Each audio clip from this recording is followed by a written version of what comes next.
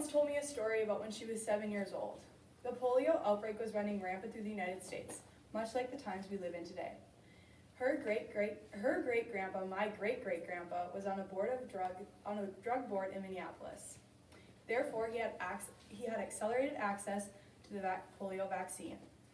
With that access, he received the vaccine and administrated it, and my grandma's life was saved. Without my great-grandpa, she would have died at age 7, and I would not be standing here today.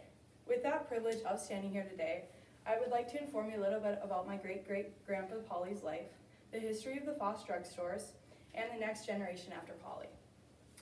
Years ago, my grandma donated a scrapbook to the museum that my great-grandma made of a collection of pictures and newspapers from Polly's life. It was my inspiration for this speech and where I got most of my information. My grandma helped fill in the blanks where I couldn't quite figure it out. But on April 7, 1888, my great-great-grandpa Polly was born in Kenyon, Minnesota. He went to high school in Kenyon, but after high school, he did not go to college. He actually played semi-pro baseball for 3 years. And actually, he would play baseball in the afternoon and then play the trombone at night to make money. After about 3 years of playing for the semi-pros, the Minneapolis American Association team signed him. That's like one step below the major leagues. As fate would have it, he met Howard Ruber. He was the coach at NDSU, which was called the North Dakota Ag College at the time, and he asked Polly to play baseball and football at NDSU. After that, Coach Ruber invited Polly over for dinner. As fate would have it, over at dinner with him was Dean Weigel. He was the dean of pharmacy at NDSU at the time. He invited Polly to take pharmacy classes at NDSU, and by the next day, Polly was in class. After 2 years, he passed the boards and graduated college and was a board-registered pharmacist.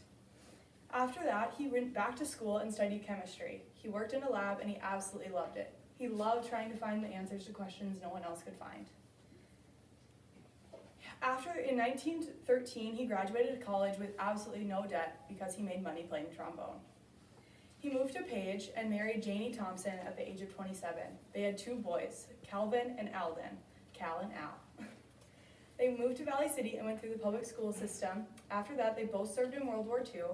Cal moved to Indiana to study business, and Al went to NDSU to study pharmacy just like his dad.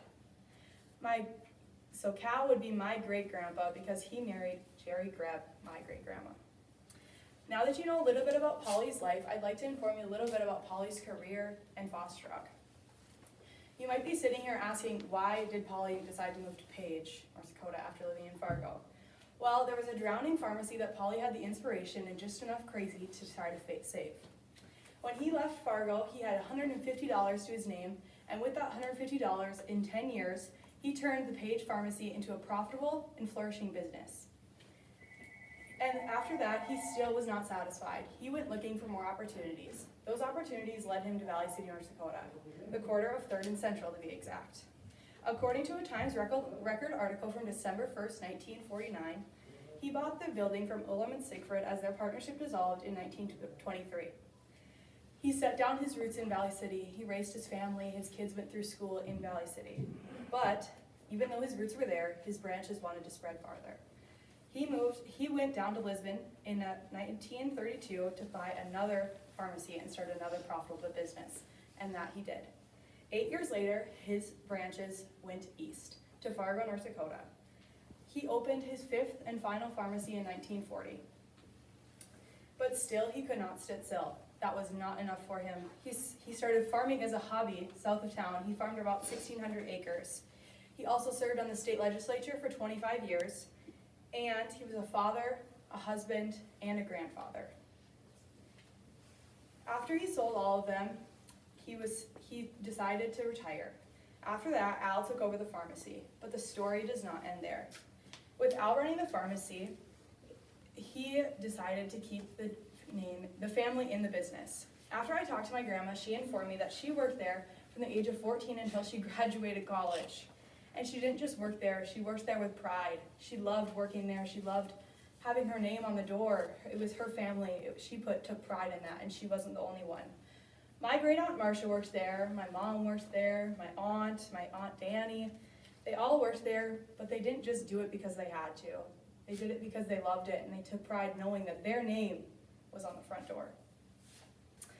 Today I told you a little bit about my great-great-grandpa Polly's life, the history of Foss Drug, and the next generation after Polly. Polly and Foss Drug were pillars of Valley City. Polly was determined, driven, and an outstanding person. And even though Foss Drug is gone, and Polly is too, everything it stood for and everything it does still stand for lives and thrives in the generations to come and in our family.